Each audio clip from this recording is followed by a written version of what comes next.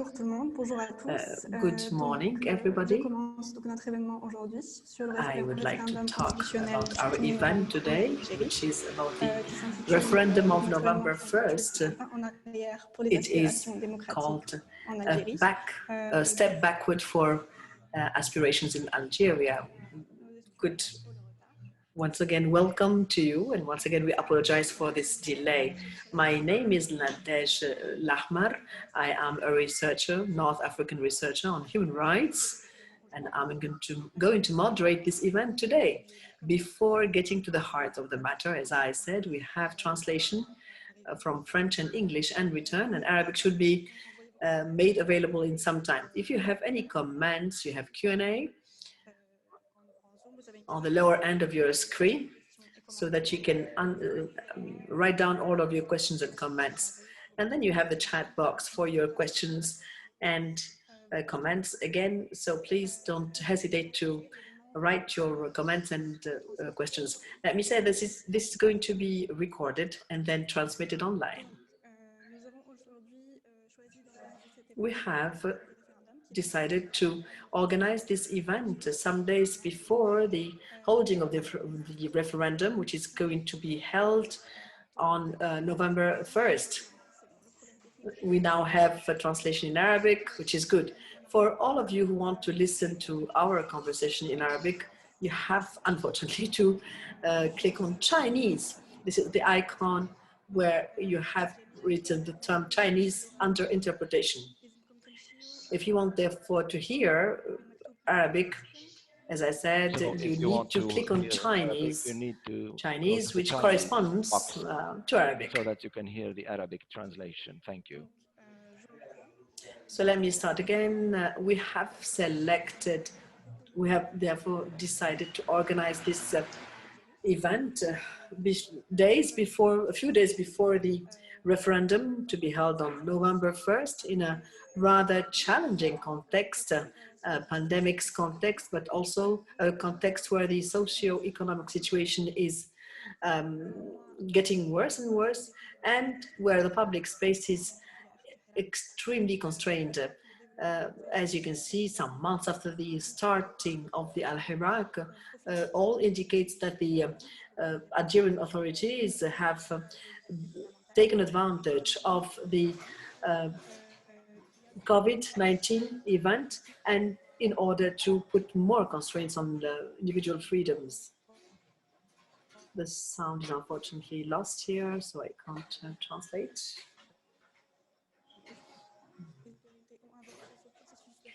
So this is why they have advanced this process of constitutional revision, and they have, as you can see, the civil society organizations have refused this process of constitutional revision. At the same time, the authorities defend this process as a revision. Unfortunately, the sound is lost again.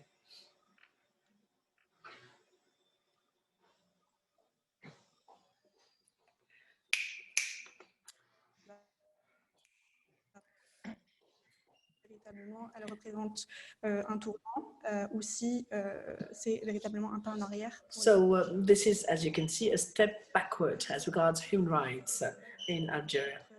We're going to start with our first speaker, Mr. Who is a constitutionalist from Algeria, who is in charge of this chair in Sciences Po Paris, who will talk to us about the text, but also about the process of constitutional revision. Afterwards, we're going to have a discussion or debate on the revision per se, and then we will have other speakers on the freedom of speech of the press, women's rights, minorities' rights, but also transition. I'm sorry for the quality of the sound.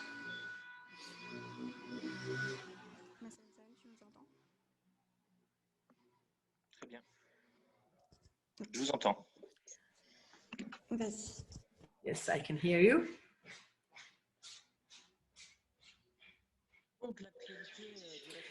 So as regards the constitutional referendum revision, The sound is cut, it's chopped, unfortunately, so I can't get it.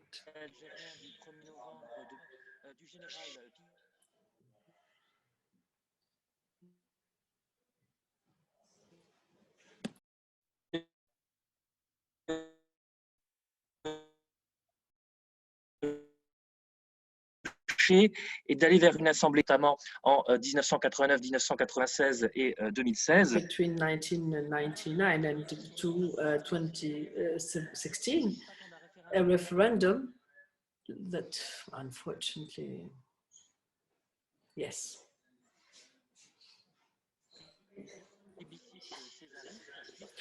Now, it is rather defined as a Caesar-like referendum because it is only the President of the Republic can have the initiative of the revision of the Constitution. This is something unique to all the Mediterranean. It traces back to the Constitution of Algeria in 1976, and indeed, officially, at least in the Maghreb countries, the initiative of the revision of the Constitution is shared systematically with the Parliament in Morocco. It is the king or the head of the parliament. In Mauritania, it is the president of the parliament. It is the president of the parliament. So you can see, and even in Egypt and Syria, with constitutions tracing back to 2012 and 2014, it is the president plus the parliament that take the initiative. Yes. Yes, please slow down. Très bien. Moi, je vois pas hein, si ça marche. S'il y a des problèmes de connexion, moi, je les vois pas. Donc, il faut me le dire. Ça, c'est juste. Ok. Ok. Alors, j'enlève la vidéo. Désolée. Donc, dans certains pays, in some countries, like Greece and Turkey, the initiative of reviewing the constitution is under the monopoly of the parliament and not the president of the republic. It is monopolized by the parliament, as it is the case in the US, where the Congress is the one that may launch the review of the constitution. In some countries like Croatia, it is the people of Croatia that may launch this initiative, as it is the case in Switzerland, for instance. This monopoly of taking the initiative of reviewing the constitution has characterized, therefore, the Algerian constitution by giving it the sole exclusive monopoly of the president of the republic, unlike all other countries in the region and around the Mediterranean. So the process followed predetermines the basis of this the authoritarian dimension of this revision. It is called referendum, but rather this is what General Bonaparte said to, or did to adopt the authoritarian constitution after the coup d'etat back then, and this is what was also done by his nephew in 1858. And again, the General de Gaulle in 1958, in the context of war on Algeria, the threat of coup d'etat against the Fourth Republic, made it adopted by this type of referendum. And we don't know whether they voted for the text or for the general himself. The president in exercise, therefore, is one that suffers from a deficit of legitimacy, which is quite manifest because in the elections of December 1919 were the most boycotted ones under independent Algeria, without obviously taking into account the officious results. The process, the procedure is authoritarian, and it is it is based on this authoritarian tone. And you can see there is aggravation and increase of authoritarianism in Algeria with this wish to enhance this authoritarian dimension. And the big novelty here is the fact of conferring upon the army, for the first time in the history of independent Algeria, a political role in the constitution. The army has always played a political role from the independence in Algeria. All presidents, as from the independence, have been chosen or selected by military institutions. However, no constitution has ever enshrined a political role for the army, simply because the current article, before revision of the Constitution of 2016, goes back to the National Charter of 1976. Article 28 does not give political power to the army because it traces back to the Constitution of 1976 that was written by and for Colonel Boumghar, who was head of the army, but also formal president of the Republic. So there was no need to give him any political power because the president back then, Boumghar, was president and head of the army at the same time. And this notwithstanding the role of the army back then. In the 1990s, following the stop of the electoral process and the results given following the coming to power, the would-be coming to power of the FIS, was, as you can see, challenged in 2019, when Ahmed Gaid Salah intervened in the political life at the end of March. When he did it outside the constitution because he was given no political power. It is true that Ahmed Gaid Salah founded his intervention on Article 29 by saying that the army is the one that upholds the national sovereignty. Yet, what is meant here is the integrity of the frontiers and the defense of territorial integrity. This by no means means an invitation for the army to enter political life. Therefore, constitutionally speaking, there was nothing that could be done against President Bouteflika, who wanted to be maintained beyond the terms of his mandate. There was nothing that could be done under the constitution in Algeria, which was ultra-presidentialism, that allowed the president to maintain themselves for lifelong by decree that went beyond this constitution. Now, this failure of 2019 is now regulated because now the army has for role to guarantee the vital rights, and these are enshrined in the constitution. The fourth alinea shows that the army, or under Article 29, the army has for role to defend the vital interests for the country. This is a very vague notion, and this can give different interpretations. So the army can intervene in order to arbitrate the organization of public institutions when there is conflict between this and that body. It can also allow it to intervene in internal and external political life of Algeria to defend the strategic and vital interests of the country. And it can even intervene with notions of any laws that may, in one way or the other, touch upon those vital interests. The Algerian constitution has more than 200 alineas that can be interpreted in very different manners. The question here is, the president of the republic is the supreme head of the armed forces, but if the army considered that this president affected in the vital interests of the country, or the parliament for that matter, well, it can oppose the president or the parliament, or perhaps even overthrow them to preserve the vital interests of the country in accordance with the constitutional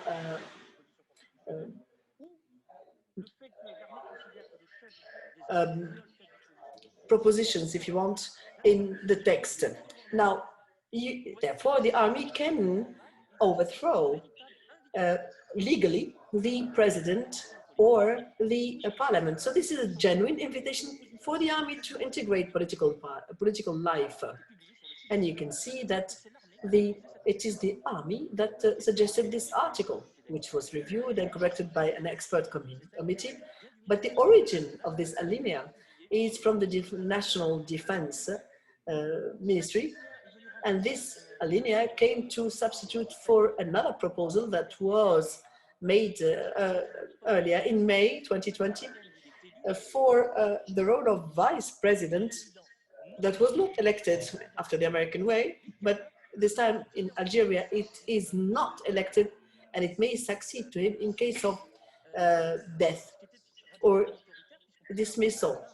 Because as you can see here, you can have a president that is non-elected for a number of years, and this also allowed the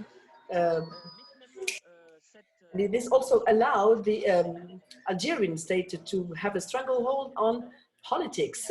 But this was itself rejected by the Minister of Defense itself, and it was substituted by direct intervention of the army. Here we talk de facto of a new political system in Algeria. I have to say this is totally new, constitutionally speaking, because it's also new for the other countries of the region, because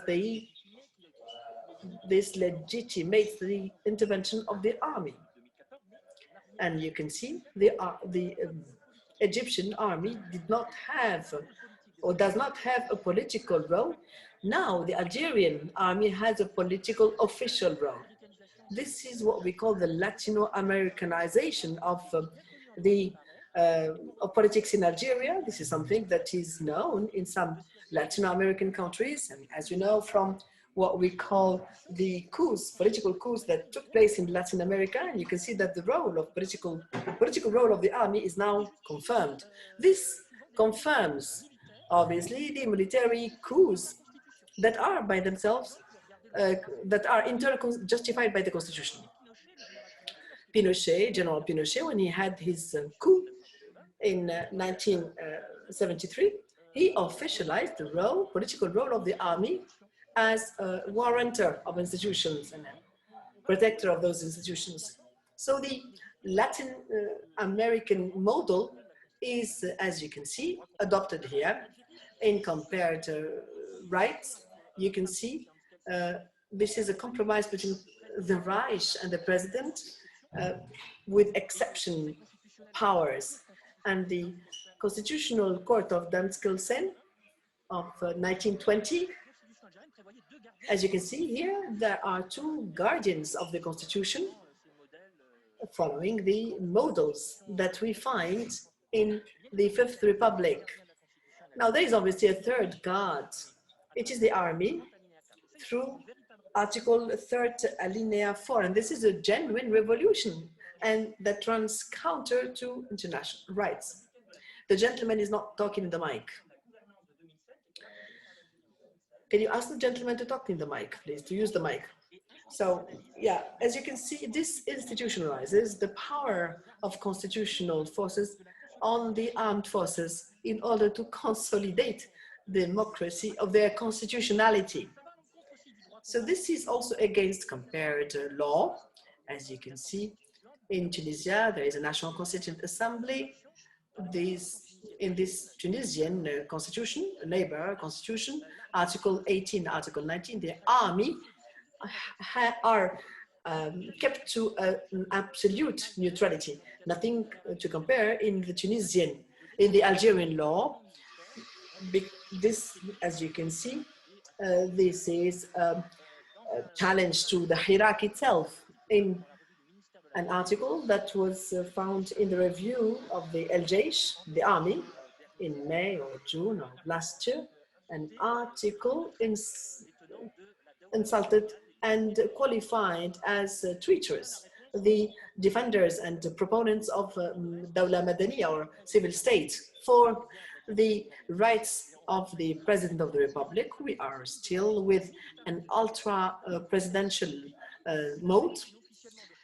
So you can see here the army that defends the rights of the interests of the country can even overthrow the president. Otherwise, this president keeps his, because it's a man, exorbitant roles. He is the only one that has this the right to start this initiative of reviewing the constitution. He can oppose without any veto the laws adopted by the parliament. He can dissolve the PN. He can revoke the prime minister ad litem, including the head of the government that would come from the majority of from the parliament that is opposed to the head of the republic, to the president of the republic. No control within the prime ministry or from the Senate, as in the United States. He can therefore have on top of the ordinary veto he has therefore, he nominates or appoints, as you can see, 1/3 of the parliament. So you can see there are there's no accountability, either criminal or public, because as you can see, the promulgation of the article of 1976 is, as you can see, different from the one we see in Tunisia, and there is no possible means to overthrow this president. As you can see, impeachment can take place in case of disease, but no overthrow. It is not applicable. It was not applicable in the case of Bouteflika, because it has to be a serious and grave disease that gives us total incapacity to exercise his job. This was not done against Bouteflika because if he were seriously diseased, he was not in total incapacity of exercising his work, because he could still whistle, he could raise his hand, and in a strict reading of the text, you can see that he was not in what you may call total incapacity of exercising his job. And they could therefore activate this procedure today or obstruct it. Again, it is made impossible to practice. As you can see, this revision would today require the majority of the 3/4 of the members of the parliament to activate this impeachment procedure. The problem is that the president of the republic is the one that designs 1/3 of the members of the National Constituent Assembly. So, as you can see, he cannot be touched or affected in any way, because here we are faced with what we call a constitutional ultra-presidentialism. On top of this, this is an ultra-presidentialism that takes a military character now. Now, the rights and the human rights and rights of the minorities is where you can find the flaws of this revision. We increase militarism or we maintain it by obviously having a stranglehold on the human rights and minorities' rights in order to hide or to conceal the constraints put on the different social rights. So these are provisions that are inapplicable when compared to the constitution itself. This is something. On proclame telle ou telle liberté dans le cadre de la loi, mais sans prévoir les garde-fous qui encadrent cette loi. Ça date de 76. Et bien désormais, on a un nouvel article, article 30 alinéa 4, qui dispose. Article 31 alinéa 4 gives us the following provisions.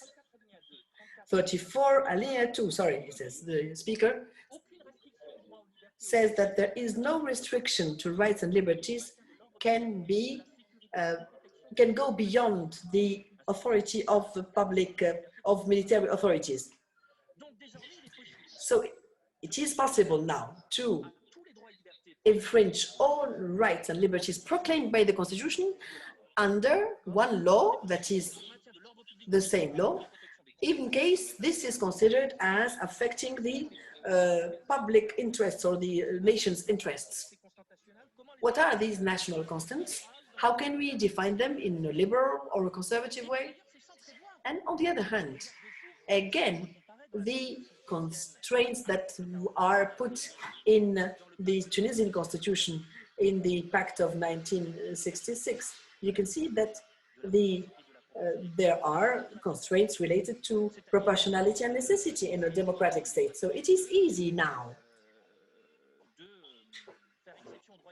to make exceptions to the rights and liberties relating to liberty of association, liberty to demonstrate, or to fund political parties, to hold a meeting. It is very easy today to reject them under a law for very vague motivations, including what we call the interests of the country. This is a call to preemptive provisions relating to liberties and freedoms, and this notwithstanding the legal content of such provisions. So there is a tendency to restrain these liberties and freedoms that the Council and the Constitutional Court will have to interpret under this law, this restricting law. And as we said, the Constitutional Court is appointed, 1/3 of this Constitutional Court are appointed by the president himself, and two other members, you can see that they are appointed by the Supreme Court and the State Council, knowing that the president of the court and the council are appointed by the president of the Republic. So you can see the credibility of this court per se. As you can see, Article 16 alinéa 4. The gentleman is not using the mic. At the level of the separation of powers, it is formally proclaimed and recognized by the constitutional authority and integrated to the constitution in the text of 2016. And again, enshrining some form of disequilibrium between the different authorities. But the president of the council keeps the essential of these exorbitant authorities that reject the principle of separation of powers. In the project of 2020, there is the independent authority of elections that perhaps that throws some challenging doubts or some serious doubts on the constitution of this court. As you can see, the constitution preempts the texts themselves by giving ultra powers to the President of the Republic and by enhancing the powers they had even before 2016. Now, Article 34 alinéa 2 gives us the possibility to make derogations to the law. This is an authoritarian constitution. The gentleman is not always using the mic, I'm sorry. Now, I mentioned the other constitutions, like the one of Algeria and of Tunisia and Egypt and others around the Mediterranean, simply to show that the authoritarianism in the Algerian way is in the very constitution itself. Now, the initiative of revision of the constitution, as I said, is shared between the parliament and the presidency. It's the same goes for Morocco, at least theoretically. Nothing to compare with the Algerian constitution. What is interesting in Algeria is that this authoritarianism is pure, 100% in as much as it is enshrined in the constitution itself. All you need to do is read this constitution to understand how authoritarian it is. And I'm concluding here, this constitution shows that it is authoritarian and that is part of what Tan Brown calls non-constitutional constitutions that simply do not allow any separation between powers, as in the 18th century, but they also concentrate powers in the hands of one and the same man, or one and the same party, or one and the same body.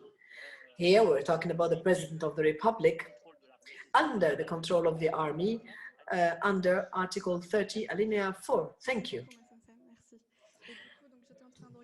I was watching the comments.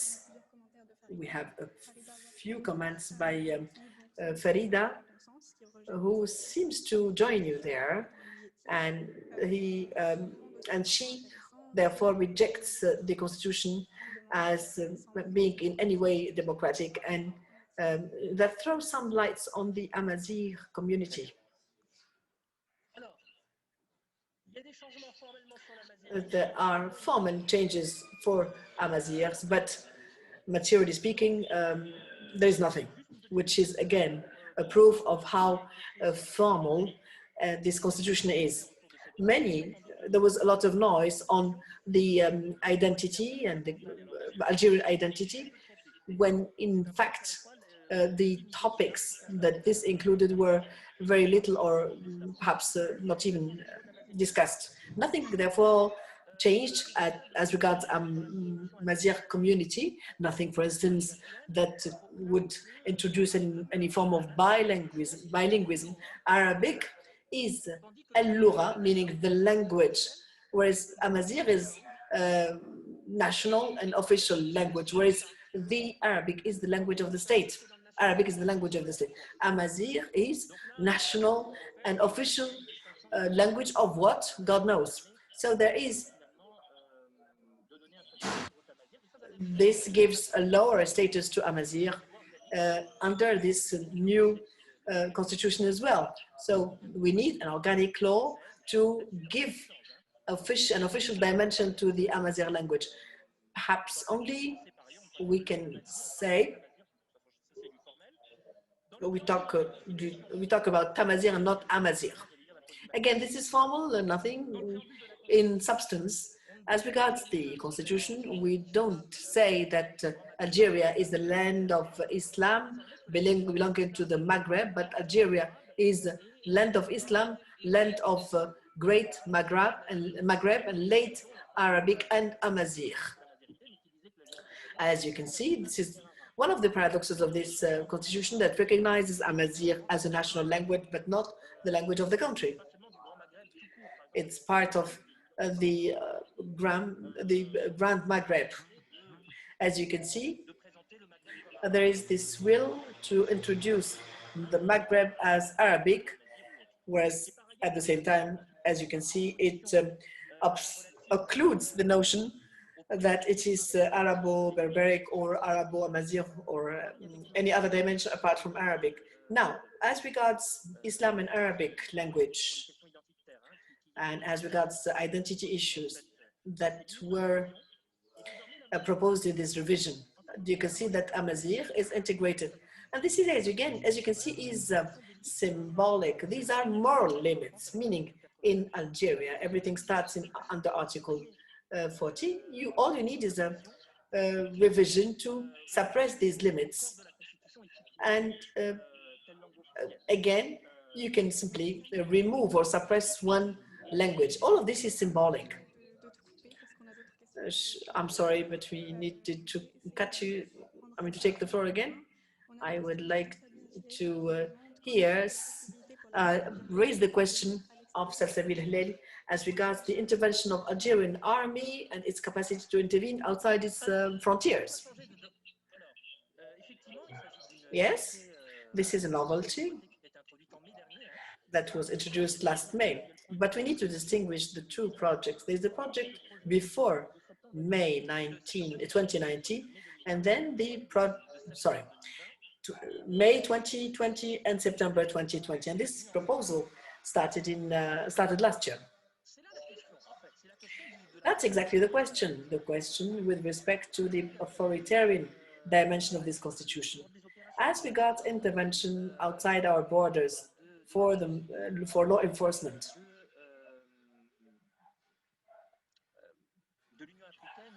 for the African Union, for the League of African States, for the United States.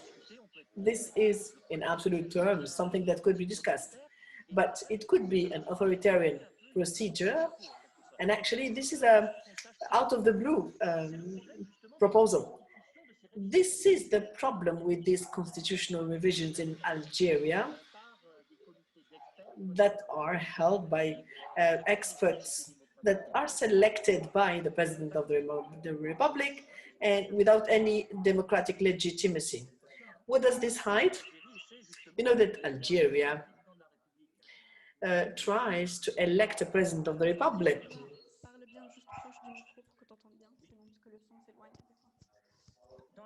L'idée d'absolument avoir un président de la République. The idea of having a formal President of the Republic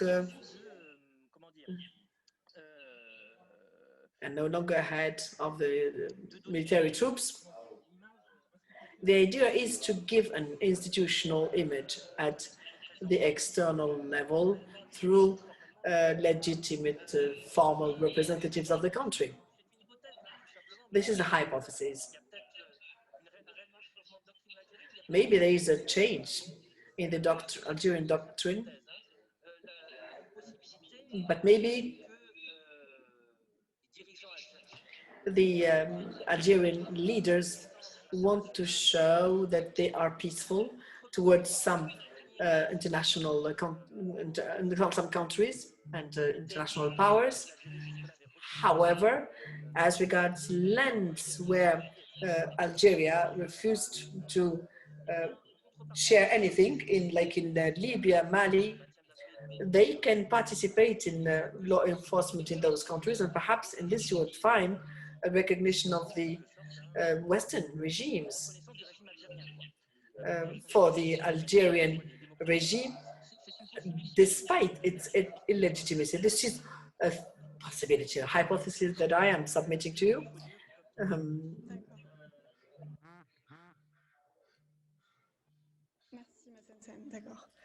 Thank you, Mr. Massensen.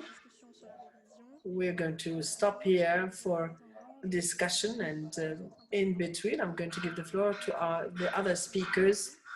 The first one is Samir Bouaziz from Reporters Without Frontiers, North Africa, who will talk to us about the freedom of press and speech in the texts, but also in facts.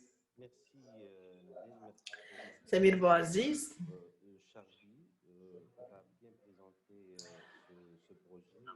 My colleague has presented accurately this project, and I think his critique was extremely relevant. This is a project, draft law, that was adopted in September.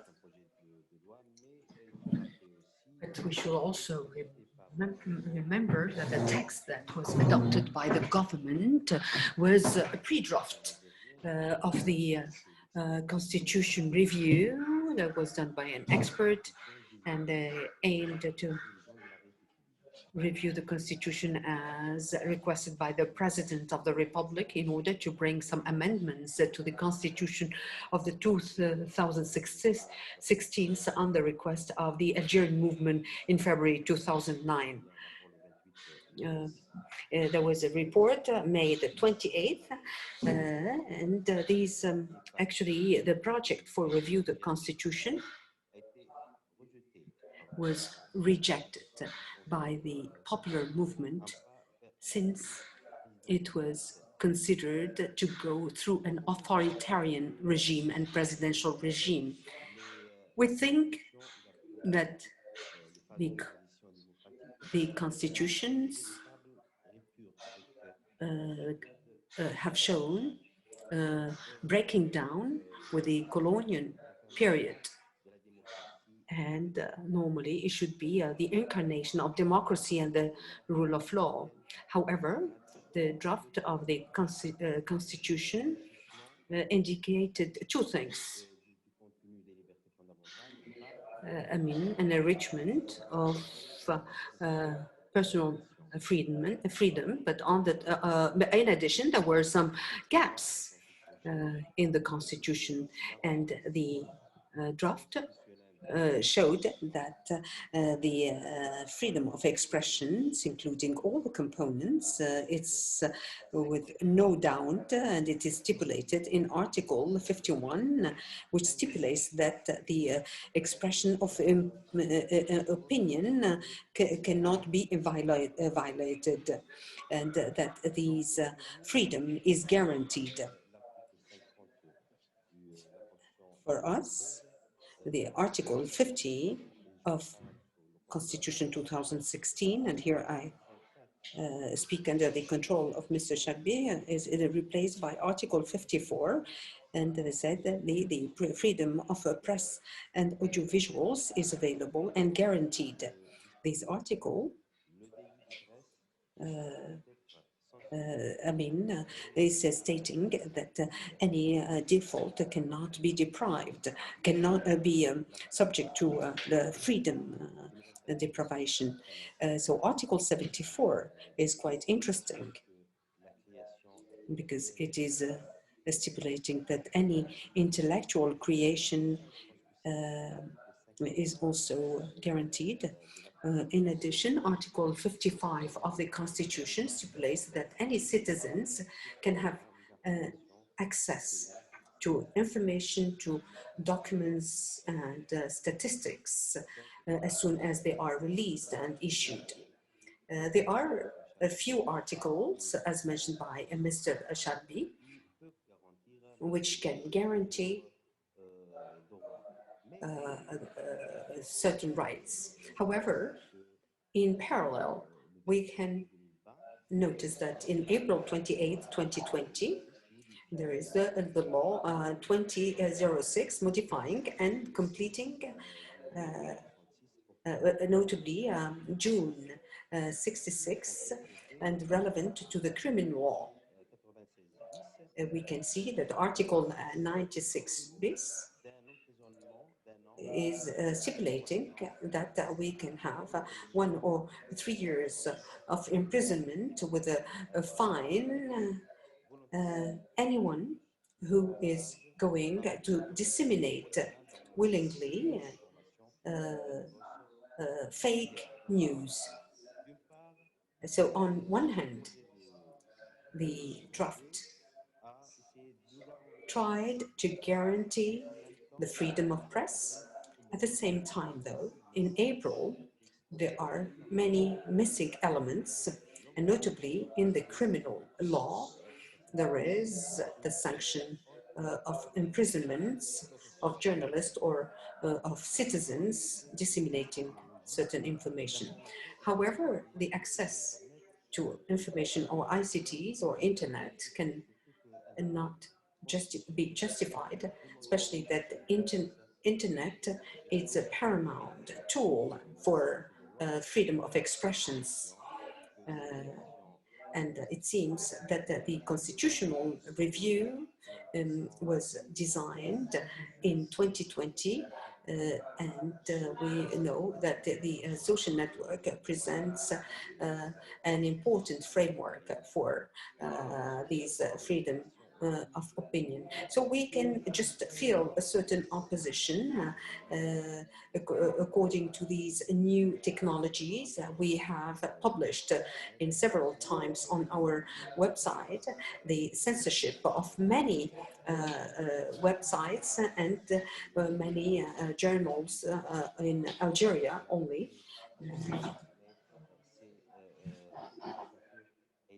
So we wanted to show only the censorship in Algeria.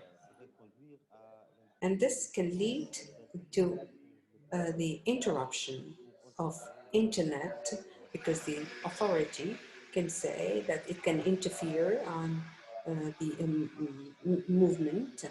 And it is also said that the freedom does not mean that this is an absolute freedom.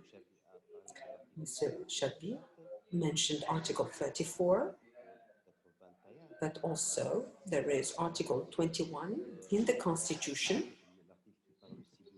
and there is the article speaking about power.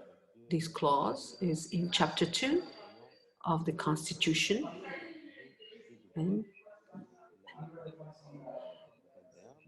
Article 81 shows that the freedom of citizens is implemented in compliance with the recognized freedom as stipulated by the Constitution. And they are entitled to have a private life and to have the respect of the family and others. This clause, refers also to the right of honor. And this is the result to the frequent recourse to freedom deprivation, and there is no policies complying with human rights. And this does not respond to the needs of the Algerian population. And the provision relevant to the freedom of press and to the liberty or freedom to art creation will also limit the exercise. This clause includes very concerning points that can create confusion in the content.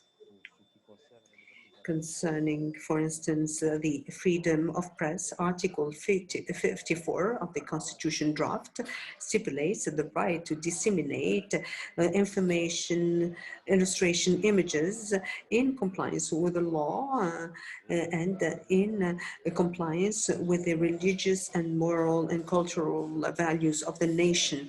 So you can always see that there is a kind of a simulation of having freedom. And of course, here we're not talking about practice.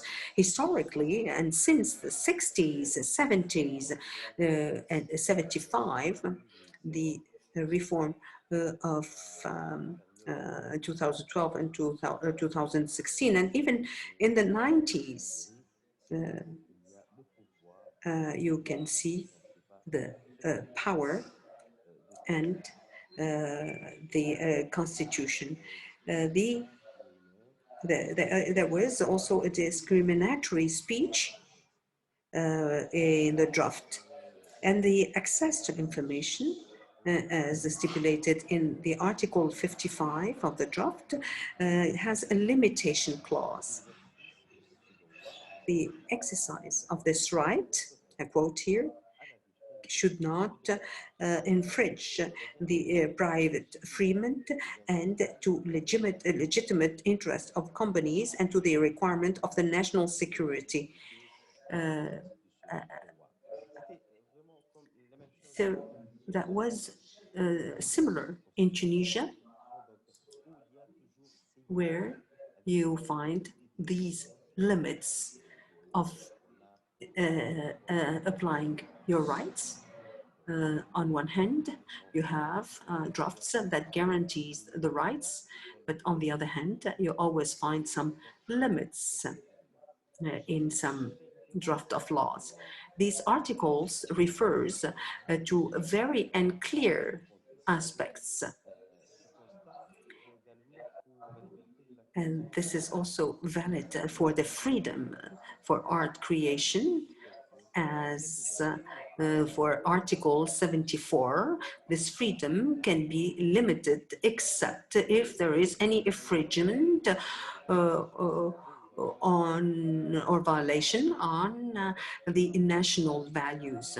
So you notice that these limitations are being repeated in the whole draft. On one hand, they are presented as guarantor of the rights, while on the other hand, you will find systematically these limitations. These simulation approach can create lots of confusion and can raise many problems during the enforcement. And for this reason, the Commission invited the Tunisian Assembly to look in the restrictions adopted in the draft of June 2013. So this is very important also to remember. There are also many other gaps, institutional failures. It is relevant to precise that the Constitutional Court has a non-neglectable contribution in materializing the Constitution and in enforcing the guaranteed freedom. And the Constitutional Court can ensure the balance between the powers, and Mr. Cherbi have clarified and talked about this. However, I would like to talk about the non-implementation of the separation of powers, and this is Article 16. So the reading of the Constitution indicates that the balance between powers is not established.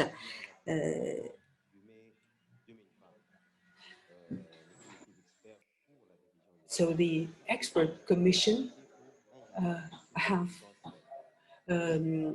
chosen a semi-presidential regime. However, the reading of the Constitution consolidates the prerogatives of the president within the executive power as being also one of the elements of the Constitution. So the freedom of expressions is insufficient in the Constitution. For this reason, I said the presentation of Mr. Cherbi is very interesting, and it is important first to know what regime to adopt in order to implement all this, because they are going to try a little bit to amortize these popular movement. Nadège, if you could, conclude rapidly, please. I'm going to talk about the most relevant items. The issue of dissolving the National Assembly. We said that the president can do that, but there is no counterpower, and this is a telling imbalance between the government and the head of a republic. There is no counter power towards the president of the republic, and so even if in case of infringement, the president can not be accountable. And this is very serious, especially if we're talking about a democratic regime. And if we need to exclude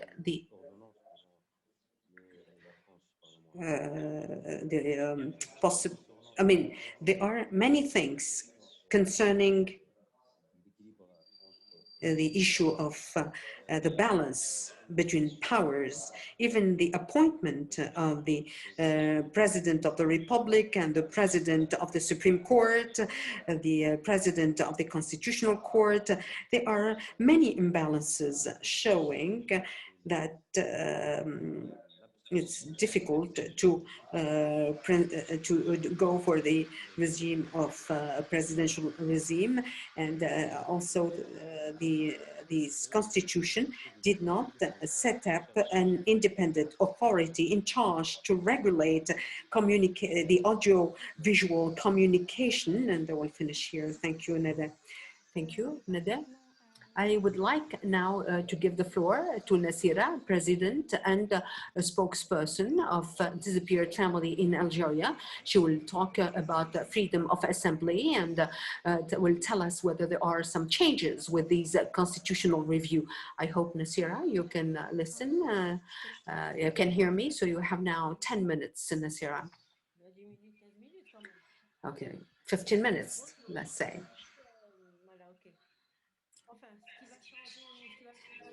So what is going to change? We don't know yet. but we will talk about this project of a constitution review. Are we going to see any change of the current laws, especially the restrictive one? So I have here strong doubts on that. We continue to have crackdowns, especially on freedom of assembly, and we would wonder why Nassera Dutour, which is the spokesperson of these disappeared family, is going to talk about this freedom of assembly.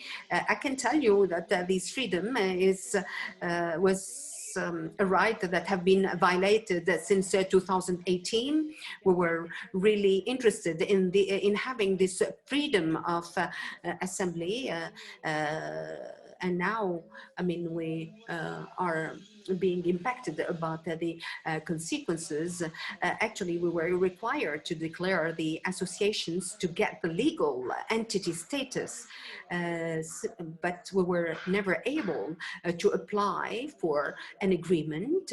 We couldn't apply to the ministry, especially following the law 2012. Do I need to put on, to turn on my video camera? Because connection is bad, so I prefer to remove the camera if you don't mind. If now we talk about this draft of constitutional review, the freedom of assembly was always guaranteed by the different constitutions which existed in Algeria. It's not something new at all. However, the repressive law 1206 related to association was released. These draft project wanted to go more to these democratic or so-called democratic opening. And if we look at Article 34, which stipulates that the constitutional provisions relevant to the fundamental rights and guaranteed freedom, we could believe that we won the war and that we are going to be able to create many associations, notably on human rights defenders. Of course, the other associations could get the approval, but they don't accept easily association about human rights defenders. So there are lots of interpretation that could be done. The article shows that no restriction can be imposed on right and freedom except laws which can help to safeguard the national interest and the security protected by the Constitution. So you will see that these security of the nations and the defense of the nations will be quite recurrent in the laws and in the draft laws. We are familiar with this, is always repeated. What do we mean by the national order, the security of the national order, the national security? All these terms are quite worrying to the extent that we cannot determine the restrictions which could impact the fundamental freedoms. So this opens the way to subjectivity, and in these draft of constitution, we see that these risks, there are risks to empty the substance of this freedom of fundamental rights. We can also notice that certain articles is not in compliance with international laws, and it is stipulated the fundamental rights they should be defined by the law, they should be temporary, they should be proportional, they should be identified, and should not be interpreted as violating human rights. Unfortunately, Article 34 should, and in order to observe better the fundamental rights, should introduce similar provisions considering these restriction of freedom. The following paragraphs, which stipulates that any violation to these freedom, this requires the interpretation of the Constitution. And here we can see an additional legal uncertainty.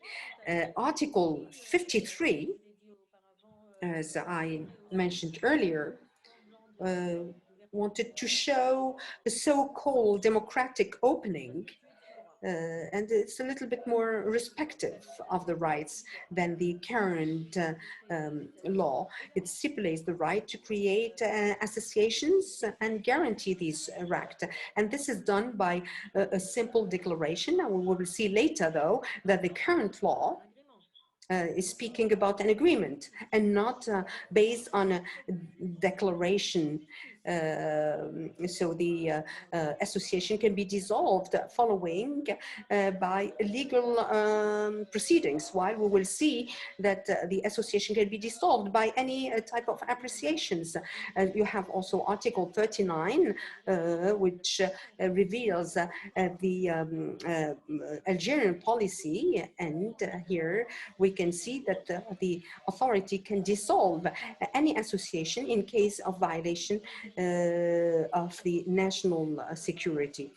So if I cannot interfere in the business of my company, I don't know how I can then exert my work as a member of an association. I need to go to Tunisia or any other country to talk about the policy of the country. So how can we be a member of an association relevant of human rights defenders, and I cannot intervene in the business of my country? So they use, you know, certain wording which is quite vague and leaves space to the authority to intervene at any time, and it's up to the administration to decide when to dissolve the association. This legislation of the law relevant to the law 1206 elaborates the modalities and of the freedom for association. But it's different of what is stated in Article 53 and the draft constitution. Moreover, there is the law, and also you have the practice. For instance, I said that our association couldn't establish in Algeria. We were never able to apply to open our association, and we couldn't apply to the Ministry of Interior. So when you have a national association, you have to apply to the Ministry of Interior, while if it is a regional one, you have to apply to the governorate or to the district, and they couldn't give us any agreement. There were, you know, superior instructions not to allow us to get these authorities, and this is non-compliant with the international laws relevant to human rights. Article 29 is not the only article violating the freedom of association. You have Article 6 as well, which requires a minimum numbers to open an association. So they say minimum 10 members founding an association. For commune association, 15 members from each communes, and 28 people from 3 wilayas, 25 members from 12 different wilayas. These are heavy requirements and make the opening of an association very difficult and limit this freedom of assembly. So the associations are required to have other authorizations, and Article 7 stipulates that the freedom of associations requires a constitutional improvement, and Article 8 stipulates when we apply, the administration needs to have a period in order to check the compliance with the current law. All the existing associations until present, in January 12, needed to be in compliance with the new law. Unfortunately, many associations were unable to be in compliance despite they fulfilled all the criteria. This is the case of Raj Association and other Algerian associations. Article 4 stipulates that only people aged 18 and more can establish an association. This means that under 18, they cannot open an association. So here, there is, in contradiction with the International Convention, especially the Convention for Freedom of Children, which guarantees also the freedom for assembly. There are, in Article 22 and 23, also some vague wording relevant to the local association and the international association. These associations require, authorization from the relevant institutions, and they should be in compliance with the permanent and constant national values. So once again, you find these values and these national consistency, and sometimes it's quite difficult to figure out what they mean. Once again, here we have the subjectivity. Article 30 stipulates about the financing of association, and the association are prohibited to get funds from non-governmental organizations and foreign organizations, and they have to receive funds only from association following the same objectives, in compliance with the values and the national consistency.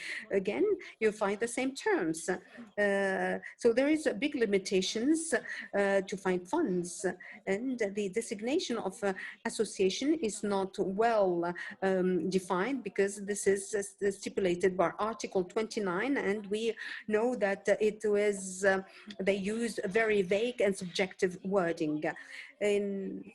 We also say that the members that have been suspended, and if the association have been dissolved, if they continue their activities, that they can be imprisoned and can pay a fine. And again, this limits the rights of associations, and that was criticized by the Special Rapporteur of the UN. The conditions which ensure the freedom of association in Algeria are quite heavy, and it's very difficult to say that these are not compatible with the international agreement, and notably the article number 3 of the international agreement that was ratified by Algeria. We have seen that many provisions of the law can help the government to limit the freedom of assembly and the freedom of association, and they help to set up limits in democratic countries for the purpose to ensure the national order, or to protect the health and the national morality and the right of others.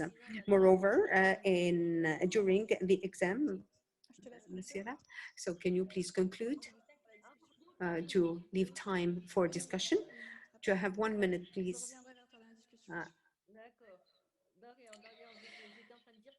So I was saying that the Committee of Human Rights expressed their concern concerning Law 1206 of January 2012. Did I already use my 10 minutes? So I was saying that there were a lack of clarity about all these articles. And we have seen that many defenders and many activists since the pandemic, and even before the pandemic, many Iraqis were arrested and condemned. They had heavy sentences, and they have used, you know, the national interest, the national unity, the values. So all these words have been often used in order to repress human rights defenders.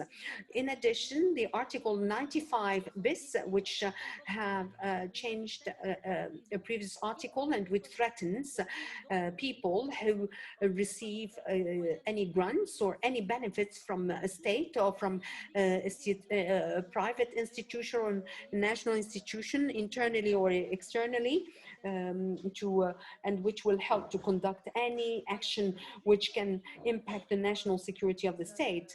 Once again, we are using the same terms. I would like to close with the independence of the justice and the National Charter for Peace and Reconciliation, because as a family of a disappeared family, I have to speak about the independence of the justice and talk about the two articles of the Charter, which was institutionalized in the present constitution and was re-included in this new draft of the constitution. In the preamble, they are reasserting their attachment to the national peace, and it stipulates that the Algerian resistance should also look to the forgiveness, ensure the unity, and should implement a policy of peace and which gave its fruits. So there is lots of inconsistency. On one hand, we speak about the independence of justice, and notably in Article 46, we have a threat to go to prison if anyone is going to harm the honor of the institutions, or which can darken the image of Algeria. In Article 45 also is preventing us to recourse to the Algerian justice. No one can claim against the national agents who served the state. And fortunately, nothing is stipulated in the draft, and even in the facts, we don't see anything in the horizon or in the near future that help us to see any democratic opening, and these draft will not help at all. We are still, in the same situation. Thank you so much. So I would like to move to Amel Hadjadj.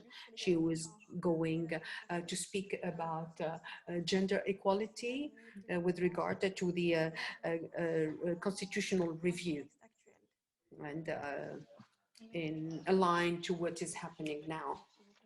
Amel, you have the floor. Yes. Okay. Amel, can you hear us? Amel? Okay, now that's fine. We can hear you, Amel.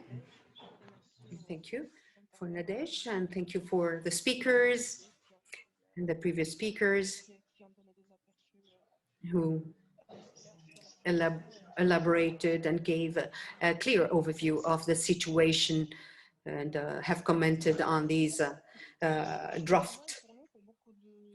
For me and for other activists and for the defenders of human rights, the constitution or this draft is not contributing to anything new, because there were many rights which appeared, already in the past.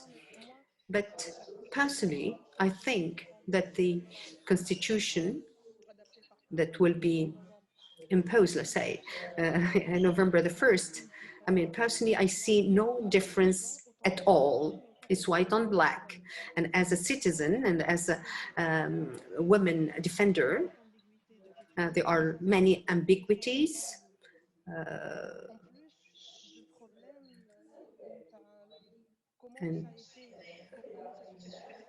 And so I don't want to dwell on the illegitimacy of the present power or of the commission in charge to draft the constitution. But if I need to talk about the substance of these drafts, I don't see any will to change things. So the Article 37 or 35 rather is the parallel of Article 34, which talks about the Republic institution,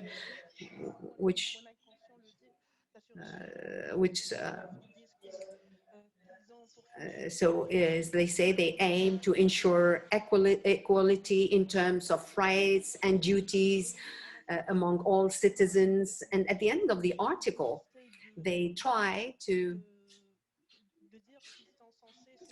say that they would like to remove all the obstacles to human right, development. So they are not talking about the civil life, which is specific to women and specific to me as a women defender, because this will involve discussing the family code, and which is against this article. So we cannot speak of equality if there are no equality in the civil law. So they don't want to recognize it. They continue not to recognize it through their ambiguous articles. And I don't know whether there is any change in the 37-38, where they stated that the citizens are equals in front of the law. But if we are discriminated in other articles, I don't see how we cannot be discriminated. I mean, I'm not a legal expert, but I pay taxes like everybody, but for other things we are discriminating. So I don't see any change.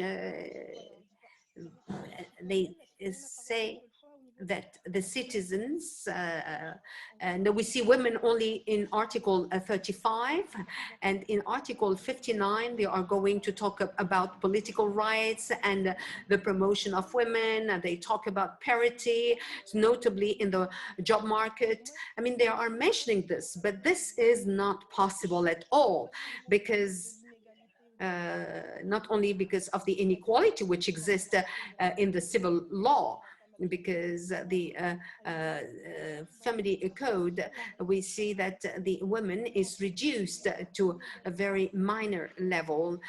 So you can see on one hand many inequalities, and on the other hand you have some articles which are quite confusing. So again, I'm not a legal expert. We see that certain articles are irrelevant, and we cannot, stipulate the state will protect women against any form of violence, as in Article 40. And this Article 40 did not exist in the previous drafts. However, it's a kind of a state feminism.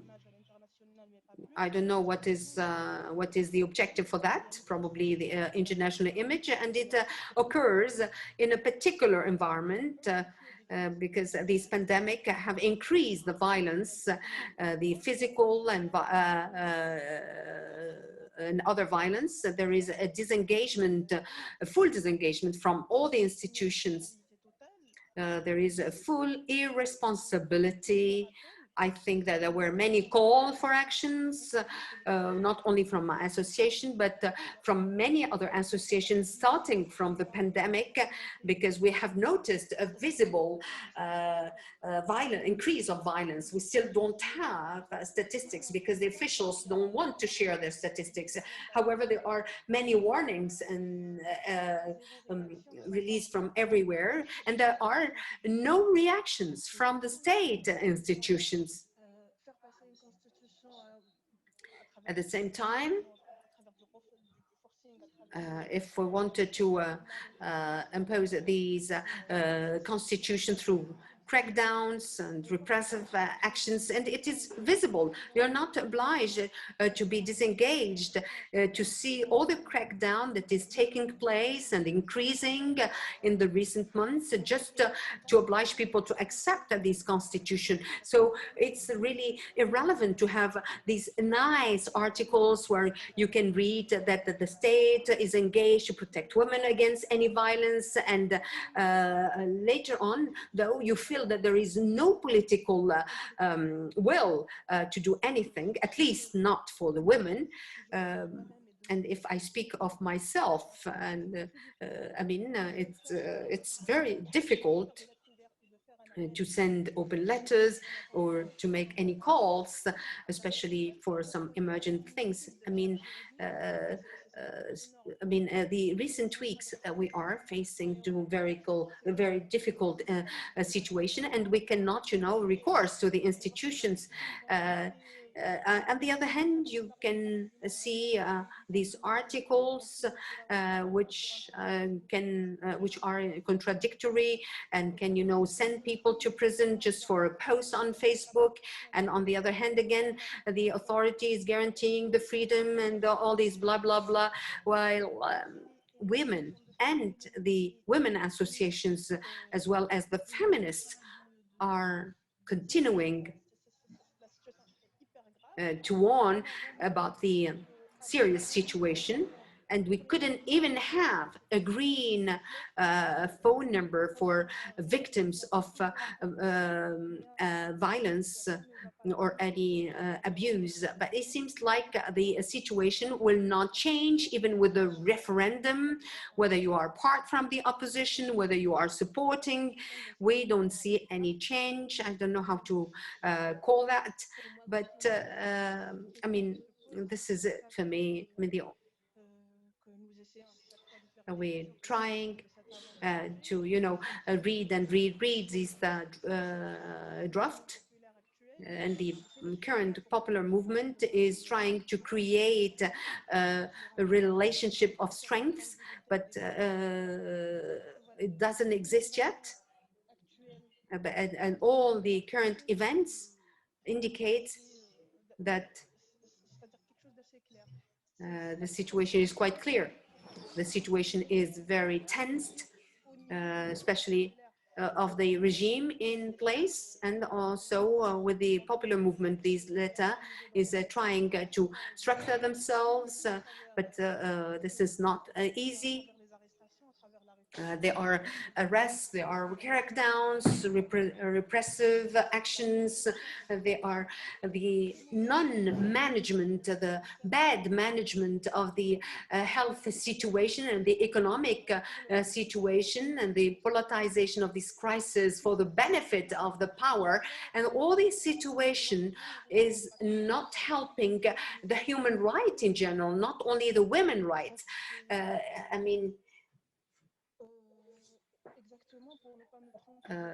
If I'm right, in 2016, and during the periodical review of Algeria, there was the Alwen report relevant to the rights of sexual minority. Algeria stated that the articles condemning homosexuality in Algeria was not enforced, and I think that was Sahel, if I remember. But Sahel said that this is a private life and the article was not enforced. However, what we noticed recently, and especially during the pandemic, there were more than 60 people who have been arrested for and condemned for 6 months because they were homosexual, and that they are trying to hide these abusive arrests. They just state there was non-compliance with the lockdown or confinement, and you find people are condemned and arrested and sent to prison. Also, the Article 338 was enforced now, while it was never enforced in the passed, or at least were never clearly enforced. So where we don't have any statistics today, we get though more information. But we don't understand why we have this regression according to these different vulnerable minorities and vulnerable communities. I think there was a call today. Yasmin El-Baki was condemned for 10 years of prison because he was promoting atheism, and Algeria was preparing to vote a so-called democratic constitution, pro-freedom and blah, blah, blah. I would like really to insist on this blah, blah, blah, because it's, nothing is really white on black paper. I was born in 86, 87, and now I thought that we obtain certain assets after 88, but I feel that these assets are disappearing. This is not the end, absolutely not the end, but this pushing us these, you know, a feeling of upset and fed up, and I hope that there will be a relaunch of the popular movement because so I cannot really bring any answers, but what I'm doing in my group with my mates is really to defend women's rights, and especially to defend the minority rights. The situation is quite critical. We don't see any solution, very limited mobilizations. Everyone is disengaged, and we can see that everybody is under pressure. And if I talk about economic violence, people don't understand why we are talking about economic violence. Because that we are in a country where the laws talk and stipulates about equality, about participative democracy, while in the official job market, women are at 18% active, and women are working more on the informal market. So during the pandemic, the first to be fired are women, and women remain in the informal sectors because economically women are really suffering during this period. There is a full disengagement. Even if we continue talking about the constitution review, I'm not an expert, but I always notice that the power is still trying to sell something on behalf of democracy and human rights. But if the constitution did not follow the relevant process, there were no constituent assembly, there were no participation from the opposition or from the popular movement, no involvement of the Hirak, we feel that we are being imposed this constitution. And just to finish, I can't remember the number of the article, but I would like to talk about the article protecting women against any violence. So we talk a lot about violence, but we propose no solutions at all. And, so we just wonder whether this constitution was drafted in order to meet a certain international image, but in reality they are nothing concrete for the people. So they can say we have done this and that, but really the situation remains very tense, especially for the minorities, for sexual minorities, religious minorities, for those who are not well represented, like women. So they are not part of the initiatives, etc., etc. So sorry, I have to interrupt you because we need to have the last speaker. So thank you very much. I'd like to move to Boumghar, a professor of public law, who is going to open the debate and talk about the prospect and with the mobilization of Hirak and what will happen in the coming months. So I would like to thank all the speakers, If you allow me, let's try to understand why there is this backward movement. The first thing, we heard presentations which indicated that this draft was problematic, especially in terms of human rights protection.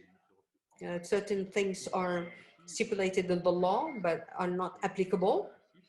We have noticed a very repressive environment, and we cannot conduct any campaign if it was possible, at least to make a boycott to the referendum, because all the spaces such as the press, which could have been autonomous or independent, or such as the street and such as big, all these spaces have been locked by a repressive system based on a criminal law. We have read a few extracts and we have seen how it was modified and how this criminal law became more repressive towards the freedoms and against critical voices. And this regime continues to be a military regime. But let me first to go a little bit backward and try to understand why the regime needs to review the drafts of law. We probably need to go back to March or February 2019, when the protests went on the street, and when there was the possibility to have a fifth mandate to Bouteflika, and then there was a repudiation of the regime. There was a clear rejection of the regime. It was publicly expressed during 1 year and a half. It was rejected fully with all its components. There was a call for more legitimacy, and these present draft cannot meet that call. We also have seen the instrumentalization of the draft during the whole period of 2019. If you recall, because we had many events taking place very closely, but if you recall, on the demand to reject the Bouteflika fifth mandate, there was a cancellation of the presidential election in March 11th, 2019. At that time, Bouteflika and his regime proposed a plan which was to invite an independent national conference which will be addressing the problems of the country, and which will propose a new draft of constitution. During the whole year 2019, the regime proposed inconsistent regime and erratic solutions, because the government, once they announced the candidature of Bouteflika, a few months later they announced the elections, later on is the removal of Bouteflika, and calling Article 102 of the Constitution to remove Bouteflika for health reasons, and since the fourth mandate of Bouteflika.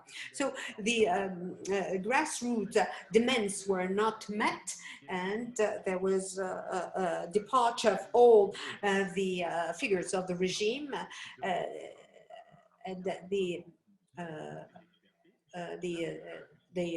observe the compliance of the freedoms and the separation and balance of powers were supposed to be included in the new draft.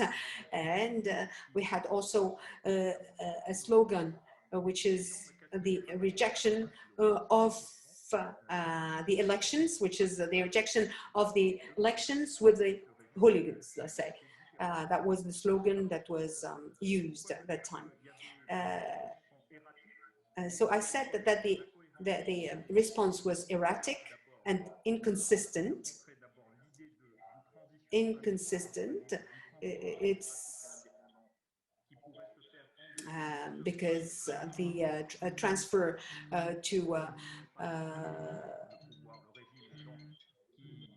to a democratic situation. I can't hear the speaker because there is a phone ringing. Sorry. Oh, cannot see.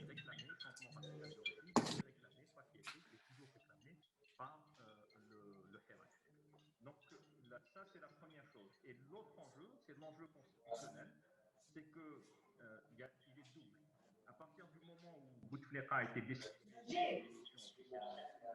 en application de l'article 102 et je rappelle que c'était à un mois du terme de son mandat présidentiel, du terme de son mandat, de son quatrième mandat. Il y avait plus d'interface qui était sur le devant de la scène, qui s'est retrouvé subitement sur le devant de la scène, et les revendications populaires et le peuple en action. Hein, le Hirak, c'est le peuple en action. Et tout le travail du régime a été de dire, So the regime said, we have taken back Bouteflika, your claims are satisfied, go back home and let's start anew. We're going to have elections that are not free and you're going to go back home. When the people want to have a genuine sovereign, in the stead of the current sovereign who is under military regime.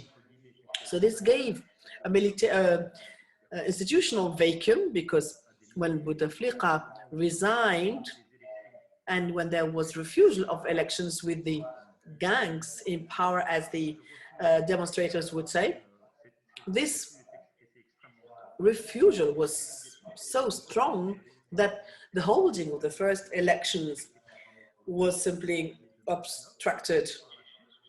And following public injunction of the head of the military, we had the coming to power with brother coming to presidency of the Republic, Abdelmajid Tebboune. Mr. Tebboune, who holds the function of president. Mr. Shabir earlier evoked the revocation. He mentioned the betrayers of the nation, saying that the civil is that the those who are for a civil state are betrayers to the country, traitors. And we have obviously to remember that the making of the diktats is past, whereas in truth it's not the case, it's renewal of the same situation. So we can compare the affirmations of principles and the official discourse to reality.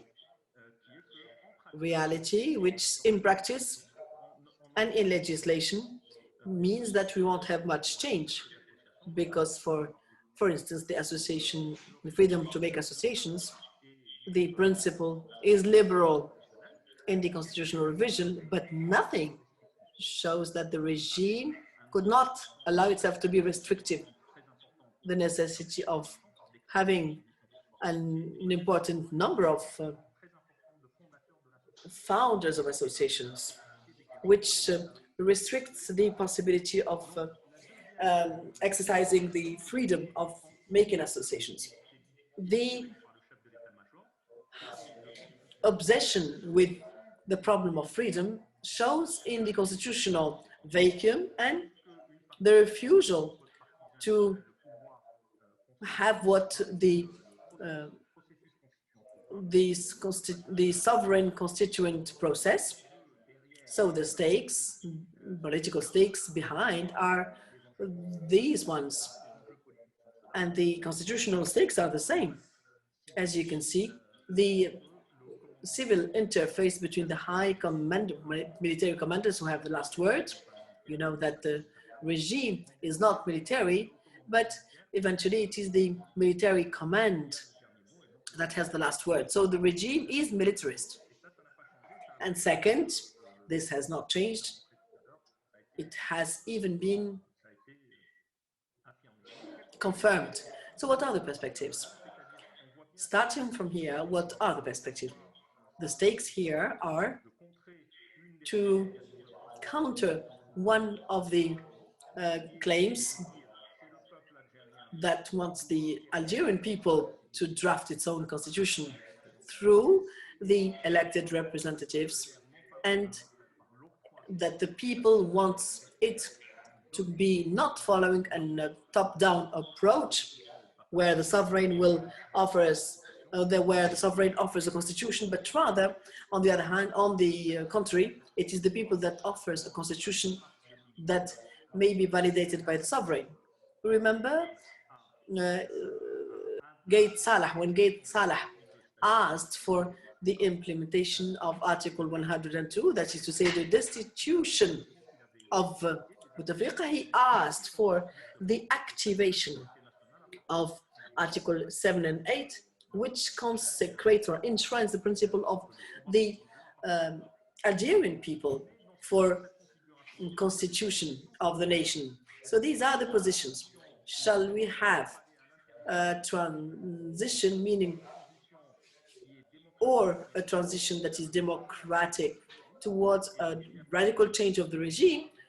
And second, the constitutional question is the following. If we show, at least in discourse, and we will see that when we come to details there, this is not true, because the terms here have no efficiency. Or are we going to go from scratch and move towards a radical change of the regime by giving the possibility to the Algerian people to have a hold on its own destiny, and therefore to draft, either directly or indirectly, a new constitution that will enshrine the principles of democracy and a state where the rule of law will be primordial. So the perspectives are as follows, or at least today, these are political perspectives. But what we see is that the regime, despite intensive repression of all critical and dissident voices, because they are submitted to police harassment and sometimes heavy condemnations, as it is the case with some journalists and some activists on social networks, and because they say that the president is legitimate and that Hadjadj Tebboune is not legitimate, and they are followed for offense against the head of the state. And here we find ourselves in situations where the popular rejection of this constitution and all that emanates from it, that is to say, break with the regime, it comes to a second form of expression.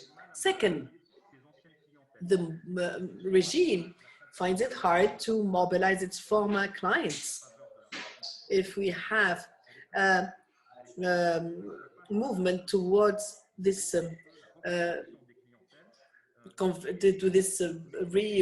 rewriting of the reviewing, let's say, of this constitution, you can see that it's pale, meaning the political perspectives show that there is a recuperation of people that claim they're belonging to Hirak.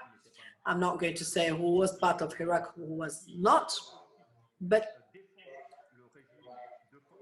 the political parties may defend the solutions of the regime that are given by a large fringe of society, or it could be young activists that claim themselves as, and still claim themselves as part of Hirak, but quite strangely are not at all under any form of repression by the regime, and they even enjoy communication channels that are reputed to be close to the regime.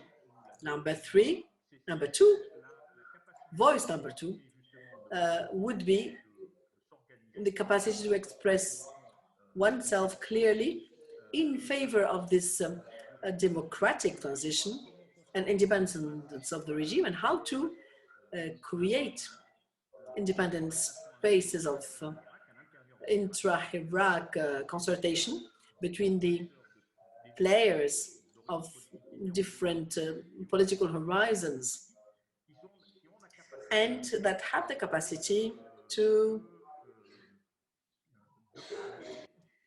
propose not an alternative, but a method and a concerted and unified vision about one and the same process. And that also expresses refusal, but not only refusal, but refusal all the same of this constitutional revision in its form, that is to say, as it comes following a top-down approach. The project is submitted to a parliament where the National Assembly, Popular Assembly, was elected with a participation rate lower than 40%, and its president, who was followed in an affair of corruption, explained during his trial how the places for deputies were sold for this legislation. So you can see that the legitimacy is failing and absent in this case. We have a problem, therefore, and rejection of this constitutional revision in the form and in the content. Perspectives today, as you can see, are challenging. We are in a situation where repression intensifies as the referendum or popular consultation takes place. And one of the stakes, as you can see, concerns the participation rate. But also, we need to see if there is a possibility to conquer for those who are breaking with the regime and who publicly and collectively affirm and confirm their breaking with the regime and their claim for a genuine change of the regime, radical change. So some of the projects launched recently include this approach and or are based on this approach. But the point is also to see whether it's possible to organize and bring in this approach a number of players. But there's another element which is very important, and it made the power of Hirak. It concerns the immense popular mobilization. As you can see today, there are debates concerning the starting anew of demonstrations. One of the elements as regards the power relation with the regime concerns the starting again of demonstrations. Some persons are calling for the going back to marches and public demonstrations, but others are extremely reserved. The Hirak has always been horizontal, and calling for these marches is considered as a vanguard position, but there's a situation-related point which concerns the intensification of the pandemics. As you can see, it is the demonstrators who stopped and suspended by themselves the popular marches in March 2020 for health reasons, but also for political reasons, because Hirak didn't want to be accused to have contributed to the propagation of the virus in the country. So it's a bit disappointing, I know.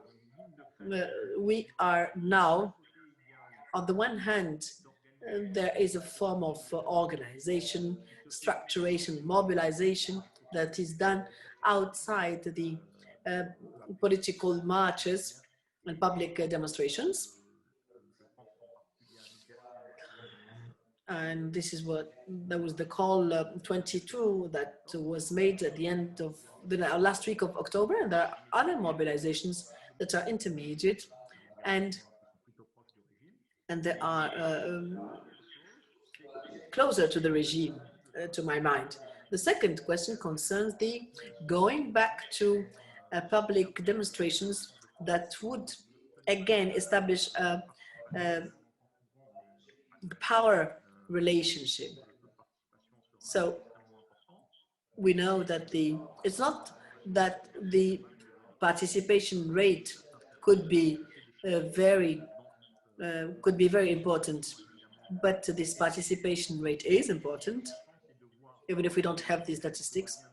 But what is more important perhaps is to see what the projects launched by some persons as regards a clear break and radical change of the regime, and with a consultation within Hirak to elaborate a common vision as regards transition towards the rule of law that guarantees freedoms, that is founded on equality between citizens. This is one of the very important aspects for us. Madam Hadjadj has evoked the problem relating to this and how this problem has a legal but also social dimension.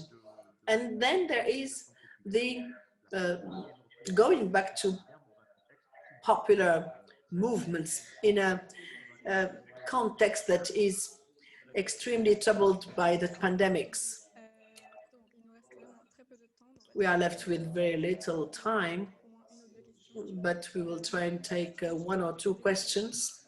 The question that was asked earlier as regards the resorting to this plebiscite, because there is no consensus between those who go for Hirak and those who vanguard of Hirak, and especially as they have not answered positively to the call of the president to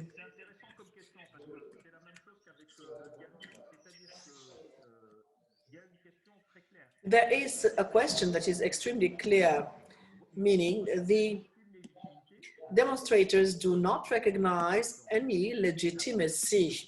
Those who are called vanguard recognize low legitimacy to the president right now. So in this case,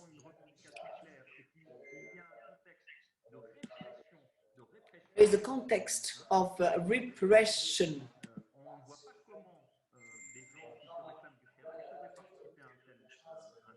People who obviously claim themselves of the Hirak, and there is no way they can go into this process of communication with Abdelmajid Tebboune because they do not recognize him as a president. At least they contest this, the legitimacy of his position as president of the Republic.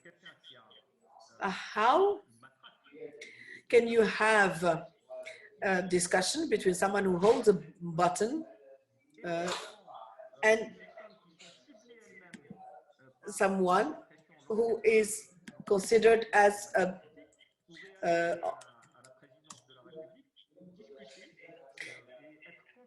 and someone who is considered under repression? And how can both sides, the one with the button and the one with the voice, simply with words, can meet and discuss? These are people, I'm talking about the vanguard of the Hirak, have been arrested by the police.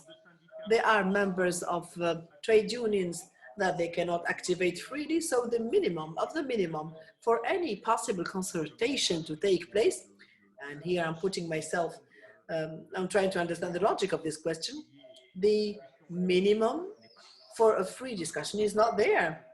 So the minimum of the minimum, which is the respect of fundamental freedoms and freedom of expression and of organizing themselves, is not there.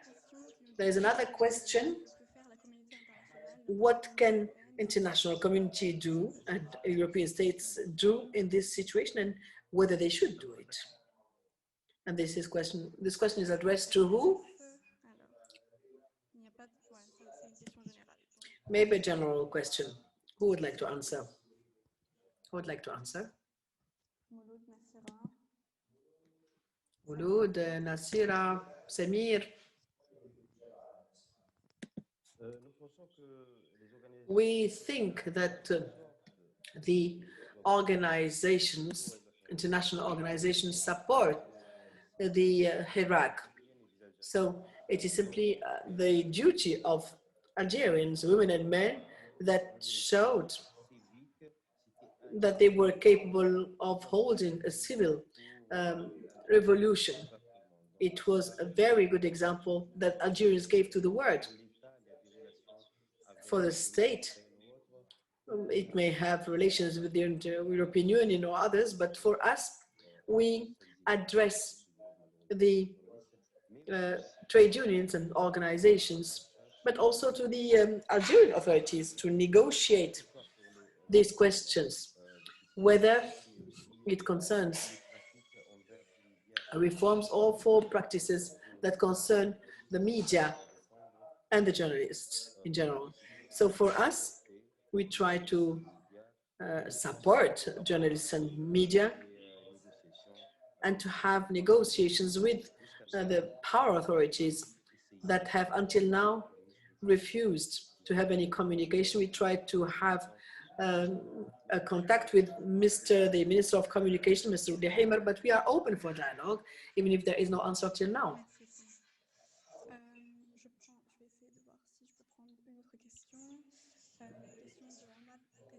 We have a question of Omar Qizwit.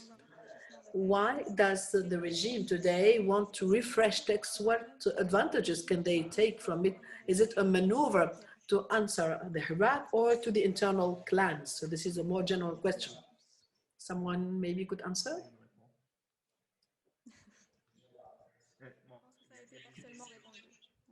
It was partially answered.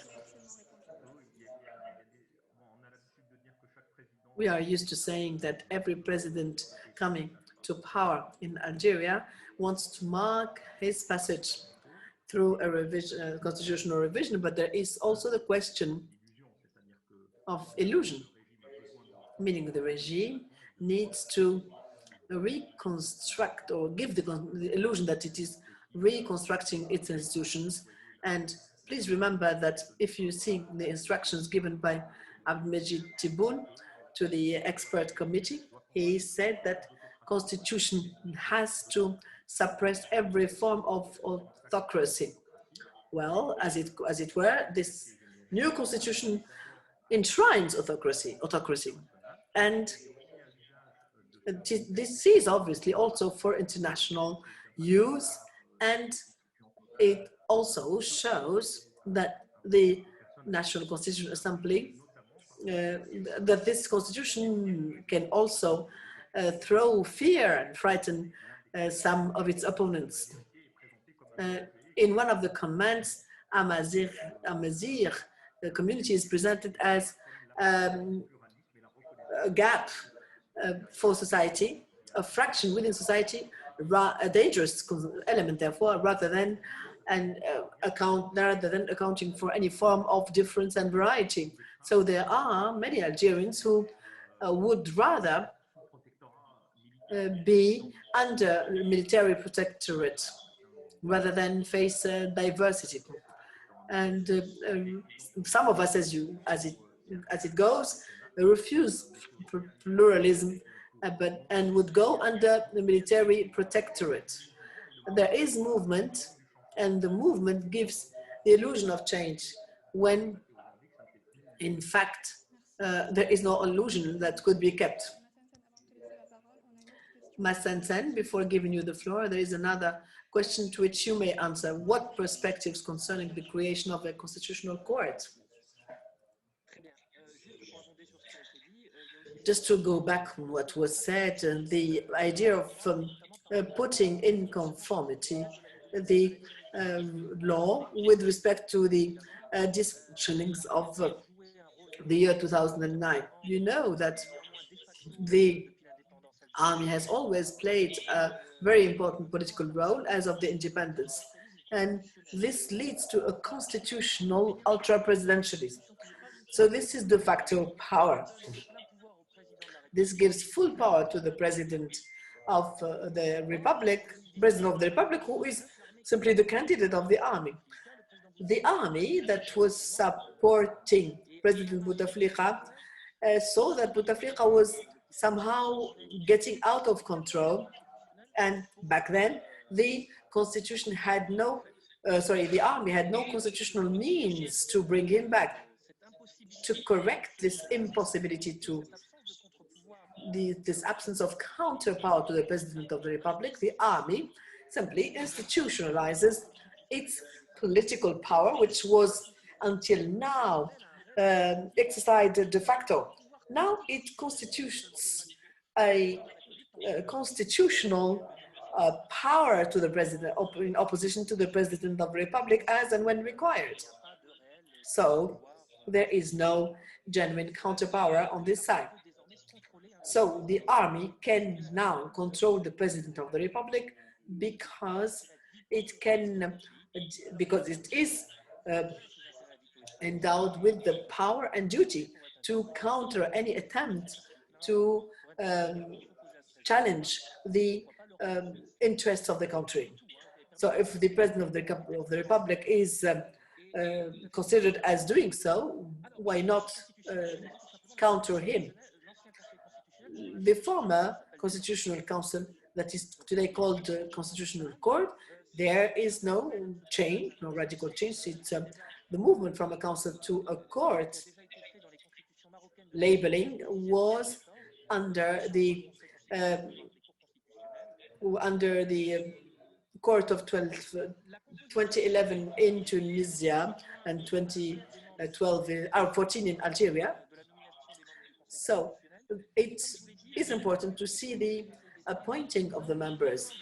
As you can see, the head of the government is the one who names or appoints the State Council and the Constitutional Court. The two members are the ones who name the 6 members behind them.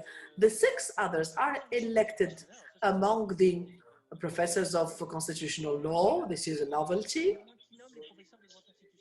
but but who names them as professors of law? So as you can see, it is easier today. I mean, this was not possible in 2019. Today, it has, theoretically in 2019, it is possible to seize the Constitutional Council of Regulations. But the modalities of this approach until the last revision made it rather impossible to do so. And in 2019, when Bouteflika, under the decree of March 2019, prolonged his mandate, it was impossible to therefore call forth the Constitutional Council. So today it has become easier. But the Constitutional Court, by the way its members are appointed, is still under presidential influence. The Constitutional Court, for itself, on its part, in Algeria, can develop a theory that was developed by the Supreme Court, which concerns the acts of the government of presidential decrees. We need to see how this is going to turn in practice. Besides, the question of efficiency is important. As of 2016, the constitution that came into force in 2019, it has become possible to call forth the Constitutional Council for exceptional cases. The constitution in Algeria is contrary to principles of equality of offenses and sanctions. For instance, the offense against the state is something that's extremely vague. You can have half Algerians in prisons because of that. It is important to remind everybody that as of 2019, from the moment this point came in force, there was no call to the Constitutional Court, and there were 3 shallow decisions under the exception. So this shows how very inefficient this procedure is. For all the rest, there is no revolution really. The only counterpower in this project is, this draft, is the army itself. On est au sommet là, donc la Cour constitutionnelle. Bon, on est déjà en procès pour. We are already in trial, as Massensen explained, but you have to have a trial to have this possibility. If you think in terms of human rights and efficiency, maybe at the end you can win the case, but you would have judiciary harassment for some time. So you need to, we need to take into consideration the practical aspects of repression, like the one organized in Algeria, that relies on justice that is submitted to the executive on a structural level. And the Constitutional Council, we could see what level of flexibility it had and what capacity it had to answer the injunctions of military command. However, because the constitution was written in vague terms, and because the limitations of constitutional rights were in themselves very large, because they could give birth to limitations of this type. So the reaction, there is the possibility, therefore, to to stop all forms of action against this system, because as we could see, under constitutional revision, the 6 members would have something, 6 of the members would be elected under national suffrage. On peut dire que l'impact de cette répression à l'encontre des libertés. Is it possible to see what impact this repression on individual liberties, for instance, the development of violence or violent extremism or extremist groups?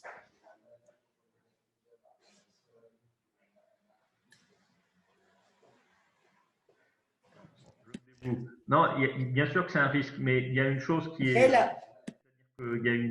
on voit que le mouvement, l'une des caractéristiques du Hirak, c'est vraiment... One of the characteristics of the Hirak is its specific character.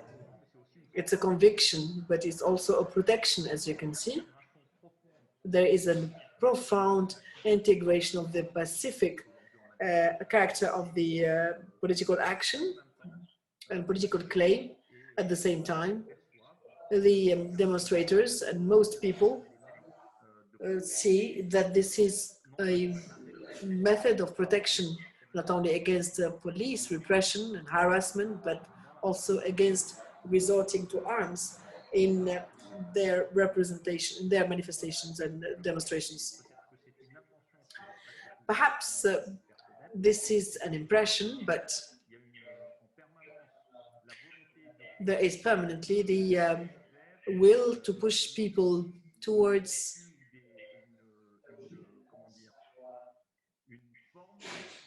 a form of violent expression And then when they see this is not the case, the possibility of resorting to actions that are more violent. For the moment, this risk did not materialize. Let me say that the regime had this policy in 2010, where they reacted to the smell of the wheels, and all expressions for them were expressions of anger and not association or trade union or social claims that are organized and well structured. And it encouraged, through the atomization of society, it encouraged riots, recurrence. It did not tell people go on riots, but this is the result of this shutdown of society. But today we can go back to forms of action that are perhaps more violent, and I hope it's not the case. The integration of the necessity of integrating this specific character for trade union struggle is deeply anchored in society than it was in the years 2000.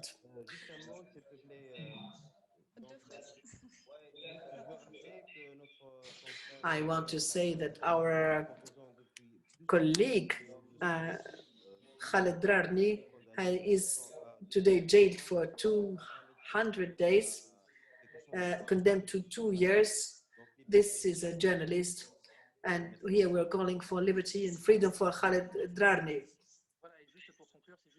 Just to conclude with respect to an observation I made, I am basing myself on texts, and that what did I say earlier? From the constitution of the 63 until that of 76, the role has played a role de facto. From independence and the war of Algeria, was basing itself on an ultra-presidentialism, because it did not have any power in the constitution per se. It is the President Boumghar, who had full power, but the president was selected, this is political reality, was named or appointed by the army. What changes in 2020? The political power of the army is constitutionalized. We move from de facto to de jure.